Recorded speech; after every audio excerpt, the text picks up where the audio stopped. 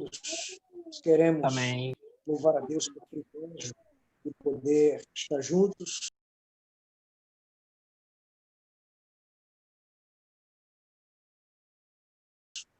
De forma coletiva, adorando o Senhor Jesus. É bem verdade que essa coletividade, através de uma plataforma digital, mas mesmo assim se torna um culto coletivo. E nós queremos louvar a Deus por esta tão grande oportunidade que o Senhor nos concede de juntos adorarmos o nome do Senhor Jesus. Quero também expressar minha alegria e a minha gratidão ao presbítero e amigo, presbítero Mário, que nos facultou o convite de poder participar do culto com os irmãos na área 23, o presbítero Moacir, que vi aqui na tela, o nosso irmão Jefferson também, Deus abençoe, enfim, a todos os irmãos da área 23, que Deus em Cristo abençoe. Queremos também, antes de trazer a palavra, enviar saudação ao nosso irmão Josemar, ele é daqui da área 43, e também aos irmãos da área 55, que entraram em contato comigo mais cedo, dizendo que estariam participando e assistindo a esta live, que os irmãos da área 55, congregação em R1, Apolo, os irmãos lá de Costa Porto. Deus abençoe aos meus irmãos. Querido, se você estiver próximo de um exemplar da Bíblia, pegue por gentileza e acompanhe comigo, que está registrado em Filipenses, capítulo de número 2. A partir do versículo 5, quero meditar com os irmãos desta manhã.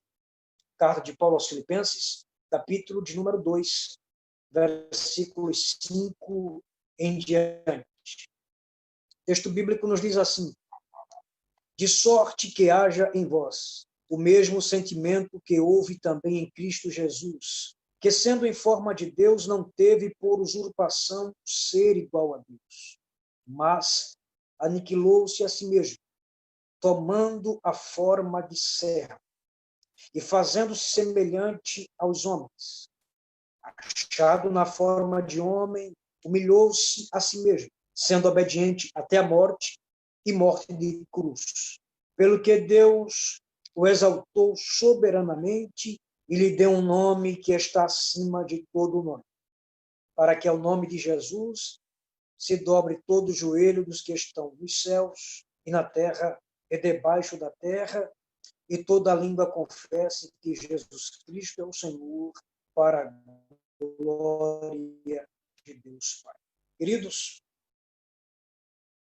o texto que nós acabamos de ler juntos é um texto muito edificante, muito conhecido de todos nós. A Bíblia nos informa que o apóstolo Paulo escreveu 13 epístolas, 13 cartas, e dentre estas 13 cartas que Paulo escreveu, está entre elas a carta aos Filipenses, que no meio teológico é conhecida como a carta da alegria.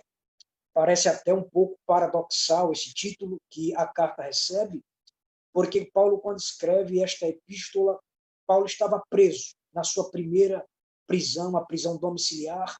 Ele escreve esta carta. E daí então, porque parece um tanto antagônico tal título, porque como é que um homem preso escreve uma carta de alegria? Na verdade, esse título se dá por dois motivos: a alegria de poder servir ao Senhor Jesus e os cristãos de Filipos, que estavam sendo perseguidos por professarem a sua fé em Cristo Jesus, e por isso Paulo, sabendo do que estava acontecendo com os irmãos daquela igreja, Paulo diz aos irmãos: alegrai-vos no Senhor, outra vez vos digo, alegrai-vos. Porém, meus irmãos, o capítulo que estamos fazendo a análise, o capítulo 2, é um capítulo muito interessante, acho muito glorioso dessa epístola, porque Paulo fala a esta igreja a respeito do exemplo que nós devemos seguir do Senhor Jesus, o exemplo de perseverança, amor, santidade e principalmente humildade. E falando sobre esse sentimento de humildade, Paulo diz: de sorte que haja em vós o mesmo sentimento que houve também em Cristo Jesus, que mesmo sendo em forma de Deus, não teve por usurpação o ser igual a Deus. Mas perceba, a parte do texto que tocou o meu coração e quero compartilhar com os irmãos, está no versículo de número 9. Ele diz assim o texto: porque Deus também o exaltou soberanamente e lhe deu um nome que é sobre todo o nome. Queridos, Paulo fala de algo glorioso aqui, quero compartilhar com os irmãos nesta noite. Paulo diz que Deus deu a Jesus um nome que é sobre todo o nome. Mas, afinal de contas, a respeito de que Paulo está falando? Queridos, Paulo não está aqui se referindo ao nome de batismo, quando uma criança nasce, vem ao mundo e seus pais o batizam com o tal nome. Paulo não fala desse tipo de nome. Paulo, na verdade, está falando de um nome que é título. Jesus recebe um título que é sobre todo o título. E falando sobre esses títulos que Jesus recebe, toda a Bíblia e principalmente o Novo Testamento fala a respeito dos títulos que Jesus recebe. A saber, quanto à natureza dele, ele é chamado em Efésios 2:20 de pedra angular. Em Colossenses 1:15, ele é chamado de primogênito de toda a criação. A Bíblia nos diz ainda, ele é chamado em Efésios 1:22 de cabeça da igreja. Atos 3:14, ele é chamado de santo. Atos 10:42, ele é chamado de juiz. 1 Timóteo 6:15, ele é rei dos reis e é senhor dos senhores. João 8:12, ele é chamado de luz do mundo. Isaías 9, versículo 6, ele é chamado de maravilhoso, conselheiro, Deus forte, Pai da eternidade e príncipe da paz. Ele também é chamado em Lucas 1:35 como filho de Deus. João 5:27, ele é filho do homem. 1 João 5:7, ele é a palavra. João 1:1, ele é a palavra da vida. E em Apocalipse 19:12, ele é a palavra de Deus. A Bíblia ainda nos mostra títulos de Jesus concernentes à sua posição na Trindade. A Bíblia diz em Apocalipse 1:8 que ele é Alfa e Ômega. Ele é chamado em Isaías 7:14 de Emanuel, que numa semântica gramatical significa Deus conosco. Ele em João 8:58 é chamado de Eu sou. Atos 10:36, ele é chamado de Senhor de todos. E em 1 João 5:20, ele é chamado de verdadeiro Deus. A Bíblia ainda nos diz que sobre a sua obra, sobre a terra, ele também recebe alguns títulos, a saber, Hebreus 12:2, ele é chamado de autor e consumador da nossa fé. João 6:35, ele é o pão da vida. Mateus 9:15, ele é noivo. Romanos 11:26, ele é redentor. João 10:11, ele é bom pastor. Hebreus 2:17, ele é o sacerdote eterno. 1 João 1:29, ele é chamado de Cordeiro de Deus que tira o pecado do mundo. Ele é chamado ainda em 1 Timóteo 2:5 de mediador. Em 1 Coríntios 10:4, ele é a nossa rocha. Ele é chamado ainda em Mateus 1:21 de Salvador. Ele é chamado em João 15:1 de videira verdadeira. Ele é chamado em João 14:6 de caminho, verdade e vida. Porém, queridos, dentre os vários títulos que Deus, o Pai, deu ao seu Filho, eu quero me prender a alguns e quero compartilhar do meu pensamento para com você nesta noite. O primeiro título que quero compartilhar com os irmãos é que Jesus também é chamado de advogado. Diz a Bíblia em 1 João capítulo 2, versículo de número 1, está registrado: meus filhinhos, estas coisas eu vos escrevo para que não pequeis. E se alguém pecar, temos um advogado junto ao Pai, Jesus Cristo, o justo. Mas o que significa a palavra advogado? A palavra advogado, na sua raiz etimológica, é definida pelos léxicos de língua portuguesa como pessoa habilitada a prestar uma assistência profissional em um assunto jurídico, defendendo judicial ou extrajudicialmente os interesses do cliente. E isso nos leva a um texto glorioso. A Bíblia diz em João, capítulo de número 8, que uma mulher foi pega em pleno ato de adultério. E nos diz a Bíblia que aqueles homens pegam aquela mulher, levam ela até Jesus, e quando eles chegam lá, Jesus está calmo e começa a escrever na areia com seu dedo, e eles olham para Jesus e dizem: Jesus, esta mulher foi pega em pleno ato de adultério e ela está passiva à pena de morte sobre apedrejamento, conforme o que está registrado na lei mosaica. Queridos, diante de tal prerrogativa da lei, quem sabe eles pensavam que iriam pegar Jesus, mas não sabiam eles que Jesus é o advogado que não perde em questão. Oh, glória a Deus! E, queridos, quando eles fazem tal indagação, Jesus responde para eles: quem dentre vós não tiver pecado, seja o primeiro a atirar pedra sobre esta mulher. Quando Jesus faz tal querido, tal afirmativa de Jesus leva a instalar-se pelo menos 3 tribunais. O primeiro tribunal, o tribunal do homem, que é o tribunal da injustiça, é um tribunal falho. O segundo tribunal que entra em cena é o tribunal da consciência.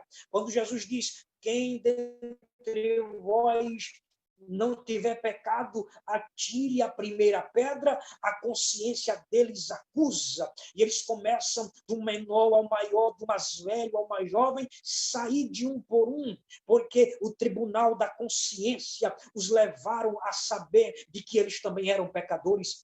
Um terceiro tribunal entra em cena, é o tribunal de Deus, o tribunal do Espírito Santo, o tribunal que não erra em questão alguma. Aquele, Jesus diz para aquela mulher: mulher, aonde estão os teus acusadores? Nenhum deles te condenou, eu também não te condeno. Vai em paz e não peques mais. Mas eu quero chamar a sua atenção nesta noite.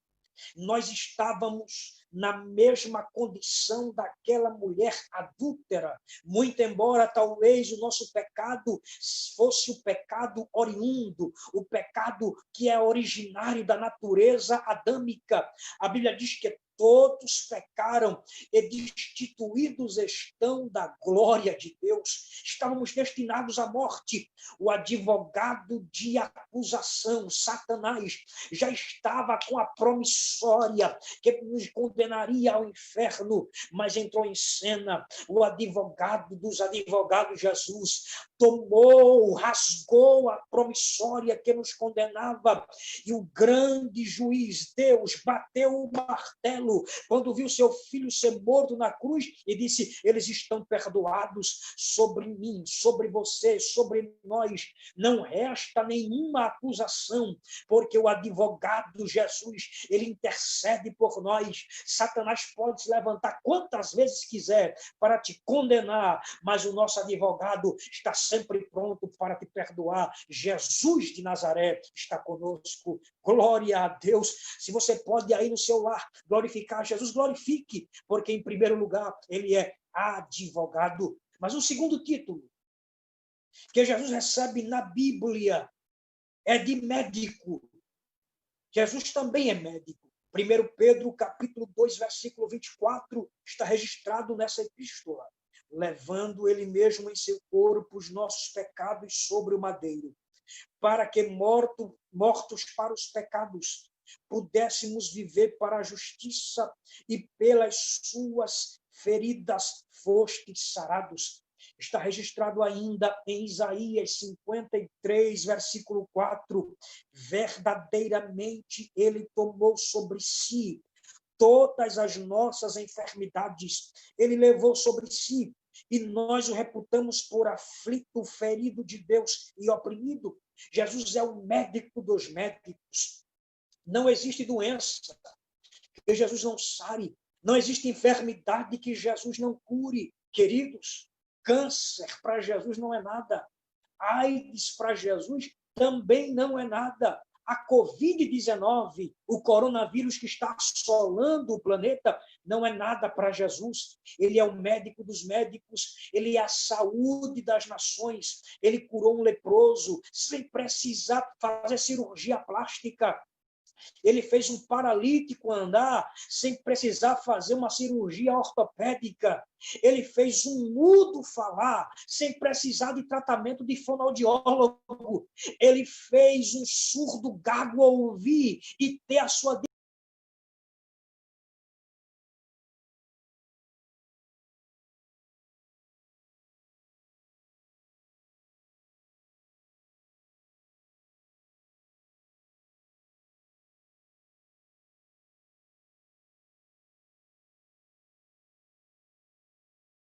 o médico dos médicos, ele monta bloco cirúrgico aí na tua casa agora, aleluia, faz cirurgia, não deixa cicatriz, porque ele é o médico dos médicos, ele dá coração novo, ele dá pulmão novo, ele dá rins novo, ele dá pâncreas novo, ele entra na tua mente, doenças psicossomáticas, doenças na alma, doenças na mente, doenças no mundo espiritual estão sendo curadas agora na autoridade que há no nome de Jesus. Oh, aleluia! Oh, glória a Deus! Jesus é médico. Ele te visita esta noite. Sinta o toque de Jesus aí tocando agora a tua enfermidade. Este mal que você está sentindo agora, este queimor que queima teu corpo, é Jesus expulsando o mal, porque ele é o médico dos médicos. Oh, glória a Deus! Uma outra verdade e um outro título que Jesus recebe na Bíblia está em Zacarias 9:9. Ele é chamado de rei. A Bíblia diz: alegra-te muito, ó filha de Sião, regozija-te, ó filha de Jerusalém, porque o teu rei virá a ti humilde, justo,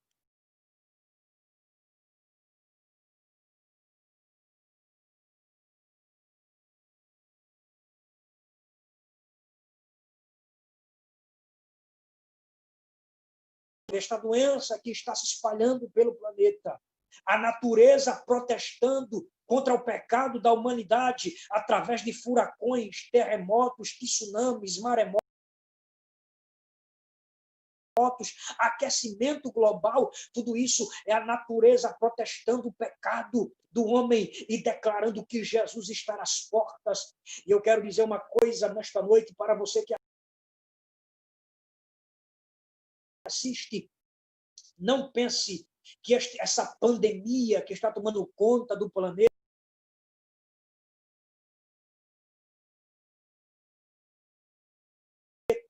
será a maior notícia da história. Não.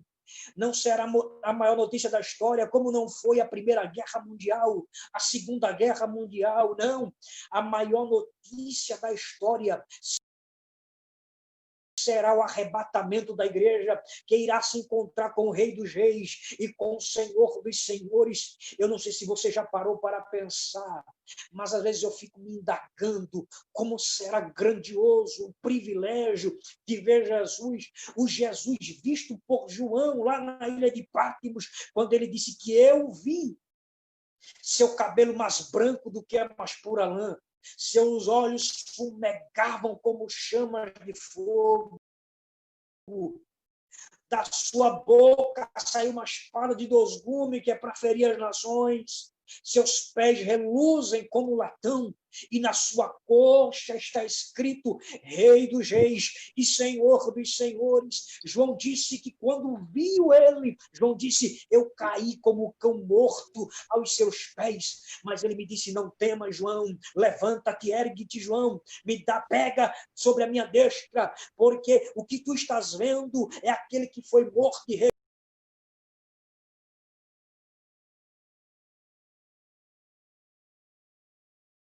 levanta-te, ergue-te, João, pega sobre a minha destra, porque o que tu estás vendo é aquele que foi morto e reviveu e que tem nas mãos as chaves da morte do inferno. Se alegre, porque o que você maior do que o rei da Espanha, é maior do que a rainha da Inglaterra.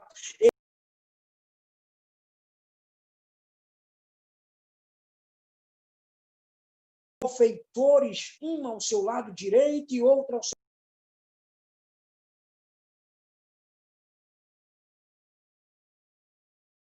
lado esquerdo. E diz a Bíblia que um zombava de Jesus, mas o outro, sendo tomado pelo arrependimento e tocado pelo Espírito, disse para Jesus: lembra-te de mim quando entrares no teu reino. Jesus disse para aquele homem: ainda hoje estarás comigo no paraíso. Jesus, ele é o salvador da humanidade. Jesus salva qualquer tipo de pessoa. Ele tira do império das trevas e traz para o reino do Filho do seu amor. Faz-me lembrar de uma professora que estava numa sala de aula e naquela aula ela chamou os alunos, eram várias crianças, e naquela aula ela perguntou dizendo: quem aqui pode responder para a professora onde se localiza o inferno? Uma criança pediu a palavra e disse: professora, eu sei onde fica. E a professora disse: onde é que fica? E ele disse: professora, o inferno fica lá em casa, porque meu pai bate minha mãe, a minha mãe xinga o meu pai, a minha casa é o inferno. Disse: o céu fica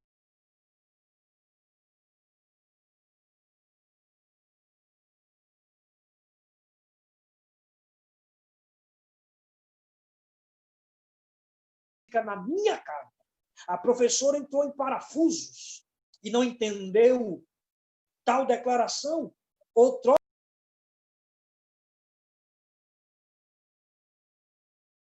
era o inferno, agora é o céu. A criança disse: professora, é simples. É porque depois de algumas semanas que a senhora fez aquela pergunta, num dia de domingo à tarde,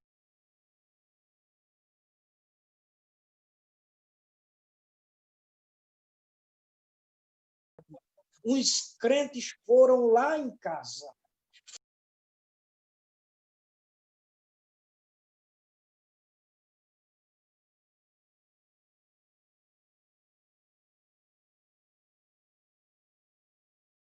Ela visitada pela presença de Jesus e salvação.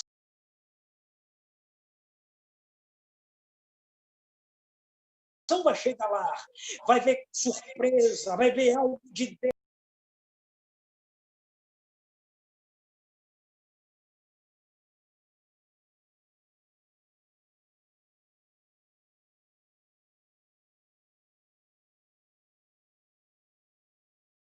Jesus, ele tem poder, ele é advogado, ele é médico, ele é